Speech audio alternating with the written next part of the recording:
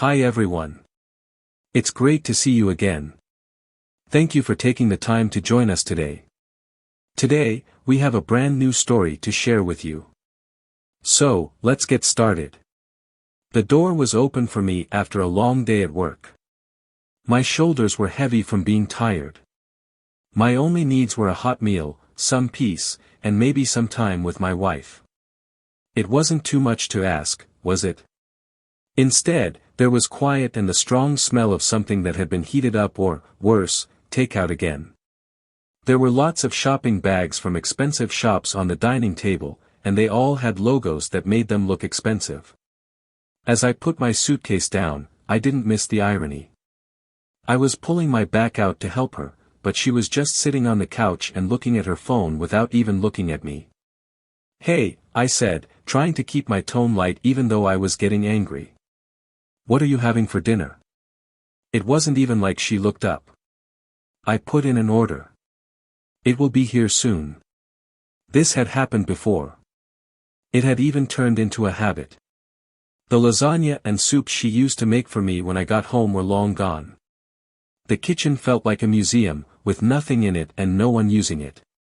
It wasn't just the food. It looked like the house was falling apart. The floors used to shine but now looked like they hadn't been cleaned in weeks because dishes were piled up in the sink and clothes were left out to dry. I didn't want to protest. I was too worn out.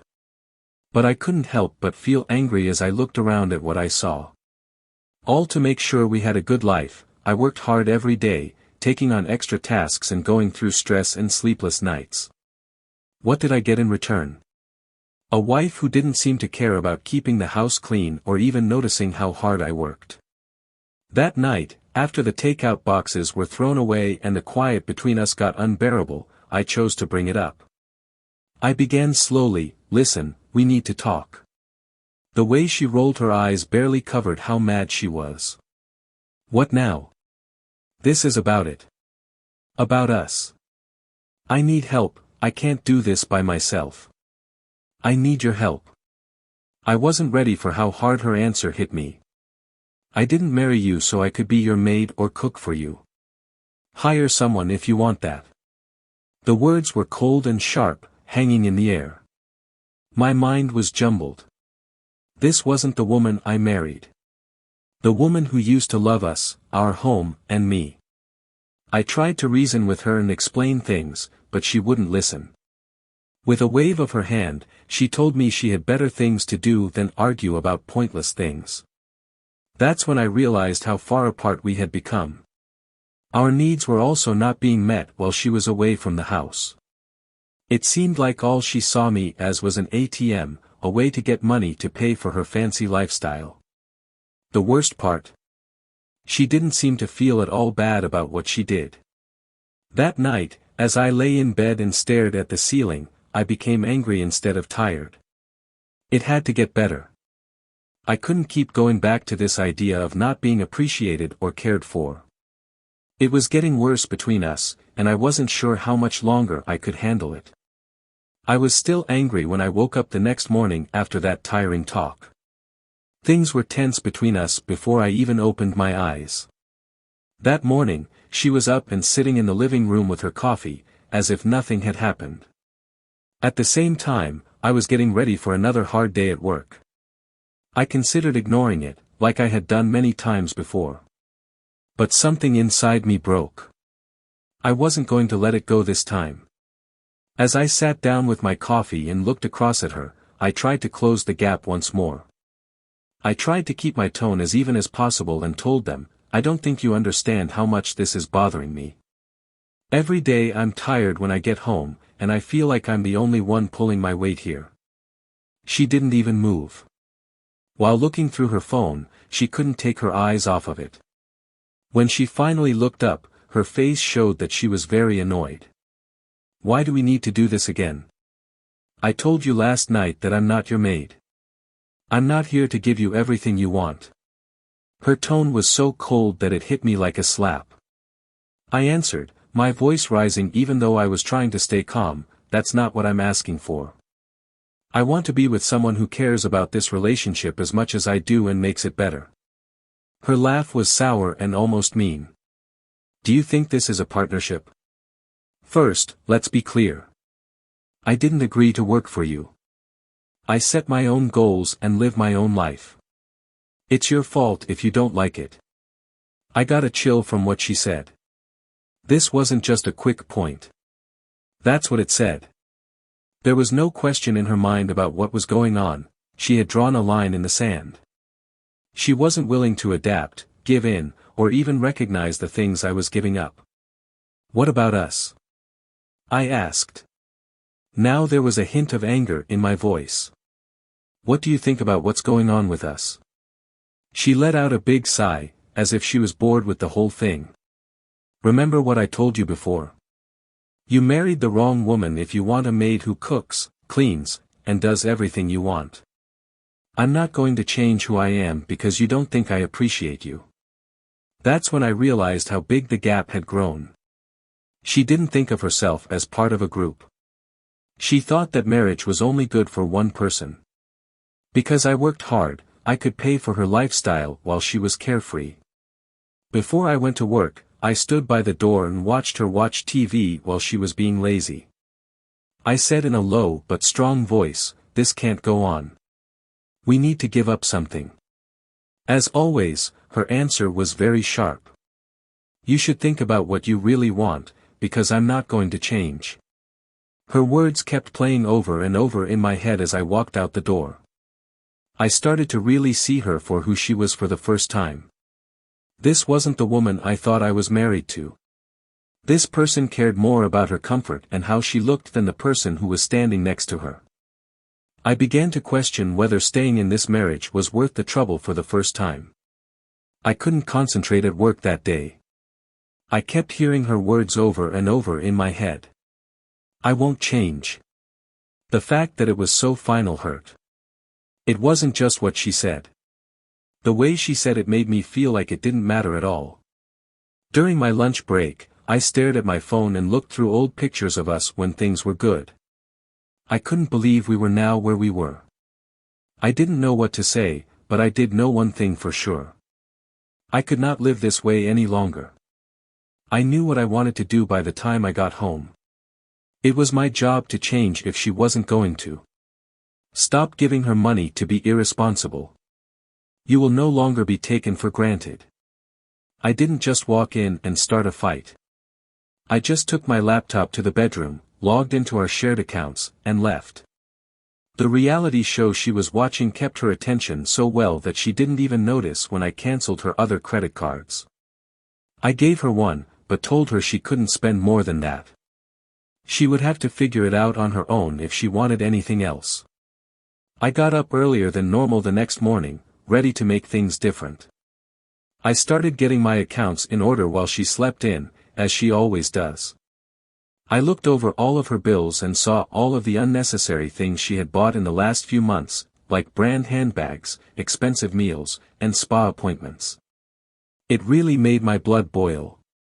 But I chose to let her actions speak for themselves instead of addressing her right away. She saw right away. Her phone was held up like it was on fire as she stormed into the room that night. "Why does my card not work?" She lost it, and her voice was full of smugness. I didn't even raise my eyes from the book I was reading. I said in a calm voice, "I changed the limits. If you want to spend more, you need to start giving money." I knew exactly how she would react. Helping out. "I'm not your worker, I'm your wife. What the heck are you going through?" When she looked at me, I closed my book and wouldn't back down. "Also, I'm not your bank, I'm your husband. If you don't want to help with the relationship or the house, you need to start taking care of your own money." Her face turned red with anger. "You're beating me because I'm not going to be your housewife. That's so sad." "No," I said in a firm voice. "I am setting limits. If you don't want to help with this partnership, that's fine. But I expect you to pay for my work if you want to live off of it." Things got tense over the next few days. She was upset and made sarcastic comments about me. She even tried to make me feel bad by saying things like, "I guess you don't love me anymore." But I didn't back down.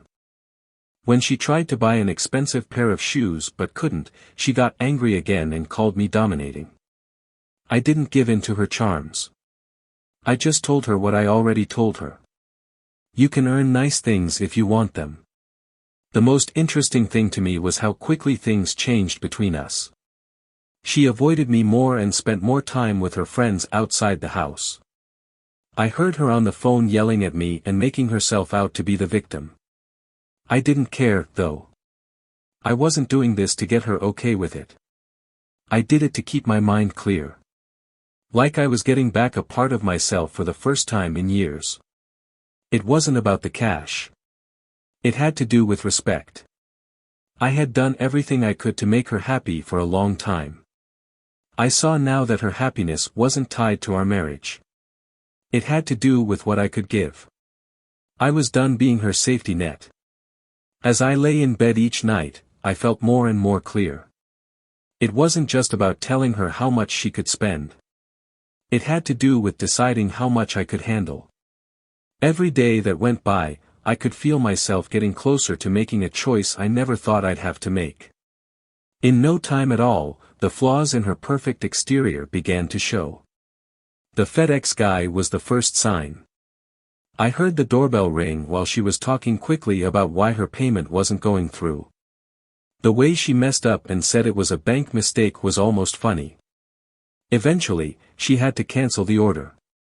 She slammed the door shut in anger that echoed through the house. I didn't say anything. I did nothing but watch her struggle with the idea of having limits for the very first time. That wasn't the end, though. She became desperate over the next few days as her anger turned into it. She wasn't able to go on another shopping trip right away, so I saw her trying to make clothes that she hadn't worn in years' work. Her favorite spa called and left a message about the missed meeting. She didn't answer, so the message was deleted. And when her friends asked her to one of their usual fancy brunches, she had reasons not to go. Not well or having too much to do at home. I should have known better. Without my money, she couldn't afford to live the way they do. And it was making her feel alone. When I went into the kitchen one night, she was sitting at the table and looking at her phone. Her nails were broken, even though they were always perfectly trimmed. Without any makeup on, her face looked worn out and almost beaten. So I could wait for her to talk. I poured myself a glass of water. She said quickly, "I'm doing everything I can to make this work." Her voice was barely above a whisper. "But you're not letting me." As I spoke, I leaned against the bar and took a sip of my drink. "How are you making it work? Your way of life. The one I've been paying for all by myself while you refuse to do anything." Her eyes got narrow and her head snapped up. "You're being mean." "Mean?" I put the glass down because I was losing my cool. "It's not fair that Cruel wants me to handle this marriage while you do nothing. Being cruel means not valuing the work I do every day to keep our roof over our heads. Pretending you're a victim when all I asked for was a simple relationship is cruel." She jerked when I spoke, but she didn't answer. I saw something in her face for the first time that looked like real doubt. She made me doubt her decisions, the way she treated me, and herself. The change in her behavior became more clear as the days went by. Even though she stopped moaning as much, we became more quiet. I even caught her trying to clean the living room one time, but she wasn't really giving it her all. The work itself wasn't important, though. It looked like she didn't know how to fix things because of the way she moved and what she did. Her friends also began to notice. One of them called while she was away, and when I answered, the other person's voice was shocked. "Is she doing okay? She hasn't been close lately." I didn't want to or could not wait to explain. I quickly ended the call by saying, "She's fine." We both knew she wasn't okay, though. She could see that the world she had made for herself, one of comfort and ease that I had paid for her whole, was starting to fall apart. She had no one to lean on for the first time in years. She broke the silence one night as we ate a simple meal I had made at the dinner table across from each other. "I've been thinking," she said slowly. "I might not have been fair to you." The words she spoke made a small hole in the wall she had built around herself, but it was too late. I looked at her, hoping she would say more, but she didn't. Instead, she picked at her food, and the weight of what she had said made her shoulders slump. I didn't answer. I didn't need to. The quiet between us said a lot. She was beginning to realize how bad her acts were, or how bad they weren't. I wasn't sure I could ever look at her the same way again, though. The damage was already done. Though she said a few words at dinner, things didn't change as much as I had hoped. She didn't completely go back to her old ways, but the work she did to make things right didn't feel very sincere. She would clean up every once in a while, do something that seemed more for show than anything else, and every once in a while, say something that sounded like she felt bad about what she did. Because I had been ignored and treated badly for years, it wasn't enough. And to be honest, I had lost all patience with her tries by that point. After about a week, she came up to me while I was reading work emails in the living room. I hadn't seen her face so soft in months, it looked almost open. She paused in the doorway and held on to the frame's edge as if she needed it to steady herself. I thought for a moment that she might have something important to say. She asked, "Can we talk?" Her voice was soft and almost shaking. I put down my laptop and motioned for her to sit down. She sat on the edge of the couch and wrung her hands as if she was afraid they would reveal her. She looked scared and small for the first time in what seemed like a long time. "I've been thinking," she said with her eyes fixed on the carpet, "about everything you said and how I've been treating you. And you're right, I haven't been fair to you." I didn't say anything while I watched her fight to find the words. "I guess I just..." She stopped and took a deep breath before going on. "I got too comfortable. I didn't realize how much it was hurting you." She looked up, her eyes thick with tears that she hadn't shed yet. "I know I've done a lot of bad things, but I don't want to lose you. I want to fix this. I promise I'll do better," she said. The words hung in the air, sad. She sounded sincere for the first time in years, and maybe a part of me wanted to believe her and give her another chance to prove herself. But the bigger part of me that had put up with her indifference, entitlement, and open disregard for our relationship couldn't be moved by words alone. I leaned forward and touched my knees with my elbows as I looked her in the eyes. "I hear what you're saying," I started, "and I respect that you're finally realizing the damage you've done. But this can't be fixed with an apology or a promise. The trust, the respect, it's gone, and I don't think it's something we can get back."